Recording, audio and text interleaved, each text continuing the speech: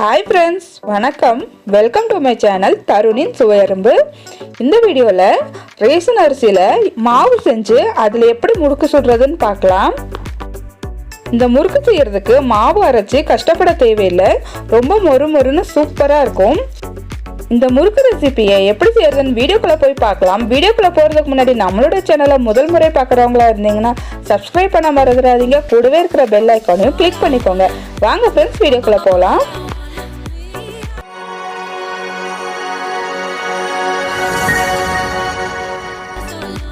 நான் ஒரு பாத்திரத்தில் 4 கிலோ அளவுக்கு ரேசன் அரிசி எடுத்திருக்கேன்.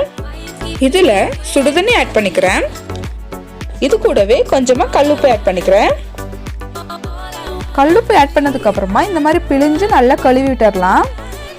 இது ஒரு நிமிஷம் வரைக்கும் இந்த மாதிரி பண்ணணும். நல்லா 1 நிமிஷம் வரைக்கும் கழுவுனாதான் அதில் இருக்கிற அழுக்கெல்லாம் போகும். நான் 1 நிமிஷம் வரைக்கும் நல்லா பிழிஞ்சு கழுவிட்டேன். அந்த தண்ணியை வடிச்சிட்டு ஒரு 3-4 தடவை பச்சை தண்ணியிலையும் நான் கழுவி கொண்டு வந்திருக்கேன். கழுவுன ரைஸில் கொஞ்சமாக சுடுதண்ணி ஊற்றிட்டேன். அதுலேயே கொஞ்சம் உப்பு ஆட் பண்ணிவிட்டு நல்லா கலந்து விட்டதுக்கப்புறமா ஒரு 2 மணி நேரம் ஊற வச்சிடலாம். 2 மணி நேரம் நல்லா ஊறினதுக்கு அப்புறமா தண்ணியை வடிச்சிட்டு இந்த மாதிரி வெயிலில் பரப்பி காய விட்டுக்கலாம். இந்த அரிசியை ஒரு 2 நாள் நல்லா மொறுன்னு காயிற வரைக்கும் வெயிலில் காய வச்சு எடுத்துட்டு அரிசி நல்லா காஞ்சிருச்சுங்க. இந்த அரிசியை மிஷினில் கொடுத்து மாவு பண்ணிக்க போகிறேன். மாவு பண்ணிட்டு வந்தாச்சுங்க. இதில் இன்னைக்கு நான் முறுக்கு ரெசிபி பண்ணி காமிக்க போகிறேன். ஒரு பவுலில் 2 கப் ரேசன் அரிசி மாவு ஆட் பண்ணியிருக்கேன். கூடவே 1/2 கப் கடலை மாவு ஆட் பண்ணிக்கிறேன். இது ரெண்டையும் ஆட் பண்ணிட்டு நல்லா சலிச்சுக்கலாம். நல்லா சலிச்சாச்சுங்க.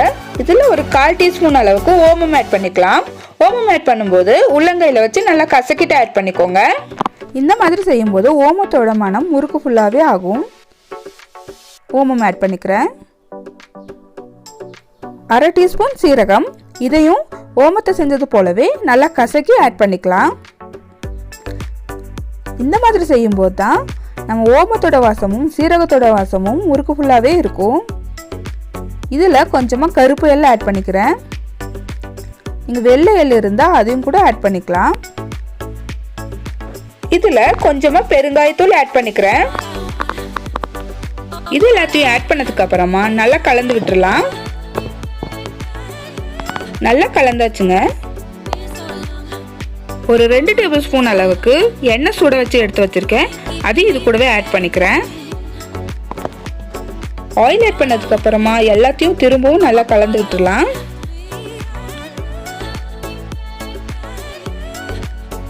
இது கூடவே ஒரு 1/2 டீஸ்பூன் உப்பு ஆட் பண்ணிக்கிறேன்.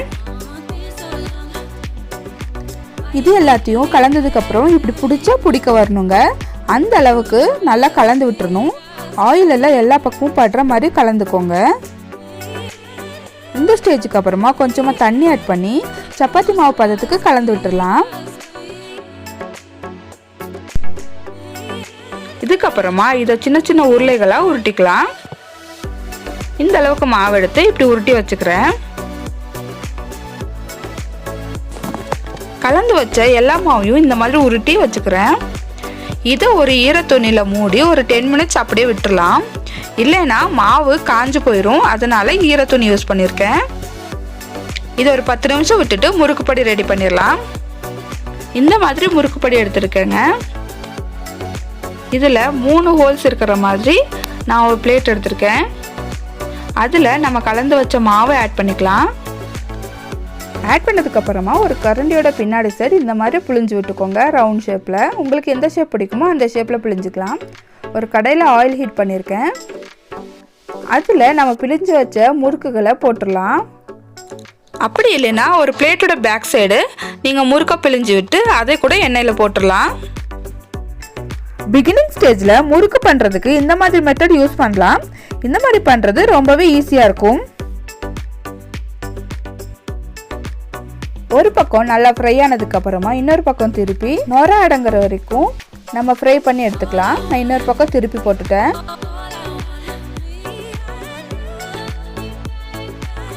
அவ்வளோதாங்க, முறுக்கு ரெடி ஆயிடுச்சு. இது ரொம்ப டேஸ்டியாகவும் கிறிஸ்பியாகவும் இருக்கும். ரேசன் அரிசி மாவில் முறுக்கு செய்யும்போது டேஸ்ட் ரொம்பவே நல்லா இருக்குங்க.